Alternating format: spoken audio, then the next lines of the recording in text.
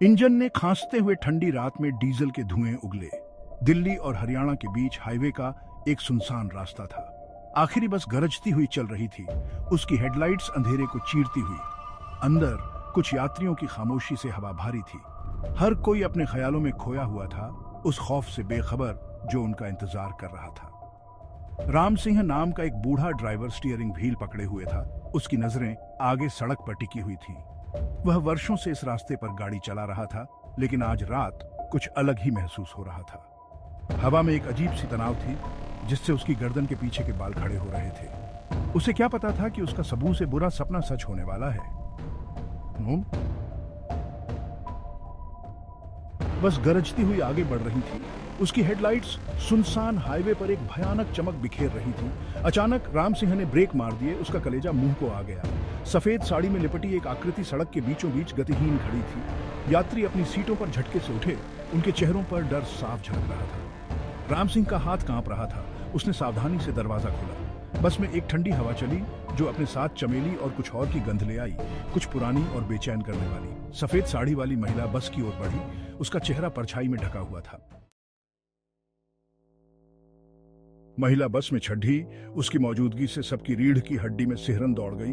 वह एक भूत की तरह चलती थी। उसके नंगे पैर धातु के फर्श पर कोई आवाज नहीं कर रहे थे। उसने पीछे की ओर एक सीट चुनी। उसका ढका हुआ चेहरा खिड़की की ओर था।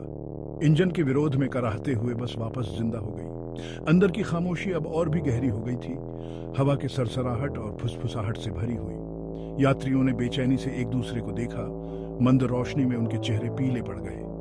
जैसे जैसे बस रात में आगे बढ़ती गई, अजीबोगरीब घटनाएं होने लगी। बस के अंदर की बत्तियां टिमटिमाती और मंद पड़ जाती, जिससे लंबी नाचती हुई परछाइयां पड़ती। हवा घनी और ठंडी हो गई, जिससे सांस लेना मुश्किल हो गया। पूरी बस में एक धीमी गूंज गूंज उठी, जो हर पल तेज होती गई। तभी यात्रियों ने महिला में एक बदलाव देखा। उसके एक बार चिकने काले बाल लंबे हो गए और एक बीमार सेरिय रंग में बदल गए। उसकी पीठ के नीचे जीवित लताओं की तरह लहनाइटे हुए। उसकी आंखें नकाब के पीछे छिपी हुई एक भयानक लाल रोशनी से चमकने लगी। चमेली की गंध तेज हो गई, अब प्रबल हो रही थी, घुट रही थी। उसके नाखून लंबे नुकीले पंजों में बदल गए।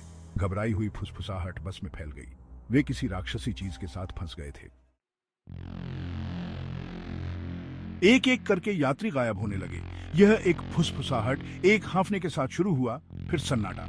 बदकिस्मत प्राणी गायब हो गया। उनकी सीट अब खाली थी। सफेद साड़ी वाली महिला अविचलित रही। उसका भयानक परिवर्तन जारी रहा। राम सिंह डर के मारे पागल केवल यह देख सकता था कि उसकी बस कैसे खाली हो रही है। खिड़कियां अब एक अजीब चिपचिपे तरल पदार्थ से सनी हुई थी, जो मंद रोशनी में लाल चमकती थी। वह रुकना चाहता था, भागना चाहता था, लेकिन दहशत ने उसे अपनी चपेट में ले लिया था। भोर को बस हाईवे पर लावारिस मिली। उसके दरवाजे खुले हुए थे। अंदर यह खाली था। फर्श पर पड़ी एक सफेद चूड़ी के सिवा रात की भयावहता की एक भयानक याद दिलाता है। भूत बस की कहानी जंगल की आग की तरह फैल गई, धीमे स्वर में फुसफुसाते हुए। कुछ लोगों ने इसे एक मिथक बताकर खारिज कर दिया, यात्रियों को डराने के लिए एक डरावनी कहानी। हालांकि अन्य लोग सच्चाई जानते थे। उन्होंने बस को देखा था। उसकी खिड़कियां अंधेरी थीं। आखिरी सेवा समाप्त होने के लंबे समय बाद हाईवे पर दौड़ रही थी। तो अगली बार जब आप खुद को एक सुनसान हाईवे पर आखिरी बस का इंतजार करते हुए पाएं, तो चढ़ने से पहले 2 बार सोचें। आप कभी नहीं जानते कि अंधेरे में आपका इंतजार कौन